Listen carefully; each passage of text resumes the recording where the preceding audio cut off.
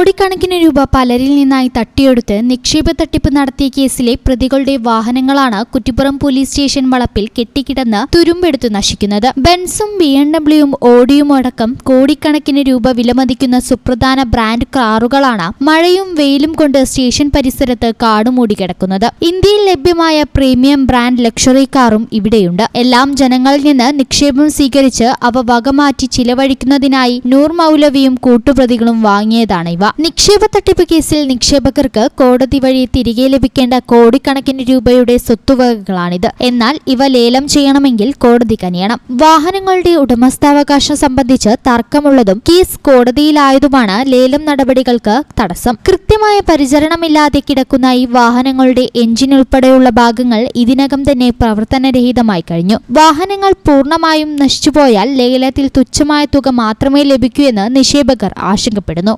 നിക്ഷേപ തട്ടിപ്പ് കേസുകളിൽ വഞ്ചിതരായ നിക്ഷേപകർക്ക് കോടതി നടപടികൾക്ക് ശേഷം പ്രതികളുടെ സ്വത്തുക്കളും വാഹനങ്ങളും ലേലം ചെയ്ത് പണം തിരിച്ചു നൽകണമെന്നാണ് ചട്ടം. തട്ടിപ്പ് കേസ് കോടതിയുടെ പരിഗണനയിലാണ്. പ്രതികൾക്കായുള്ള അന്വേഷണം ഒരു വശത്ത് തകൃതിയായി നടക്കുന്നുണ്ട്. വിഷയത്തിൽ കോടതിയുടെ ഭാഗത്തു നിന്ന് അടിയന്തര ഇടപെടലുണ്ടാകുമെന്ന് പ്രതീക്ഷയിലാണ് ഇരകളാക്കപ്പെട്ട നിക്ഷേപകർ.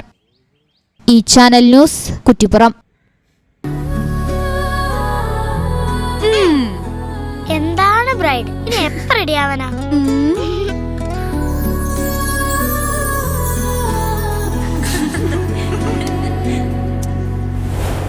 മരുപൂ പോലെ നിറമേകും MX, വെണ്ണിലാവായെന്നുള്ളാകെ MX.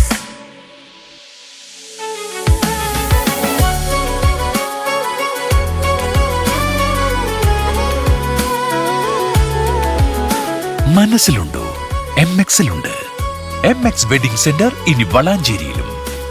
MX wedding centre Valanchery, Pattambi, Koottanad, Koppam, Kecheri.